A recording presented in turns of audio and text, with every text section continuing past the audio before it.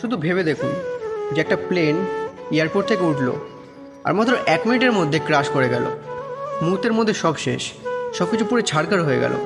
কিন্তু ভাবার বিষয় হলো এটা, যে ভাগবত গীতা অ্যাজ ইট ইজ, যেটা কিনা কেবল কাগজ আর কালি দিয়ে তৈরি, সেটার মধ্যে এমন কী শক্তি আছে যে সেটা সব কিছু পুড়ে গেলেও ওটা অ্যাজ ইট ইজই রয়ে গেল?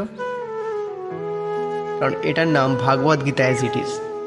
আর রিয়েল ট্রুথ হলো এটাই, যে ভাগবত গীতাকে যে অ্যাজ ইট ইজ কনজিউম করতে পারবে সেই টিকে যাবে। বলা হয় না, সমঝদার ইনসান কে লিয়ে ইশারাই কাফি হে। তো এগুলো হলো ভগবানের ইশারা। ভগবান আমাদের বারবার বোঝানোর চেষ্টা করেন যেন আমরা তাকে সর্বদা স্মরণ করি, আমরা যেন সর্বদা মনে রাখি যে এই জগতে সব কিছু অনিত্য। কিন্তু আমরা এগুলো কোথায় বুঝি? তো ভাগবত গীতা আমাদের এগুলোই শিক্ষা দেন। আর এই শ্রীমদ্ ভাগবত গীতা অনেক শক্তিশালী। কী করে বুঝবো আমরা এটা? প্রথমত আমরা এই প্লেন অ্যাকশন থেকে একটা প্রমাণ পাই, আর এছাড়াও অনেক প্রমাণ আছে। যেমন যে বইটা চায়নার মতো মানুষদের হৃদয় পরিবর্তন করে দিতে পারে, যাদেরকে সাপ ব্যাং গিরগিটি খাওয়া ছাড়িয়ে দিতে পারে, সেই বইটার মধ্যে কোনো শক্তি নেই? আগুনের মধ্যে যে বইটা অক্ষত থাকতে পারে, তার মধ্যে কোনো শক্তি নেই? আপনার কি মনে হয়?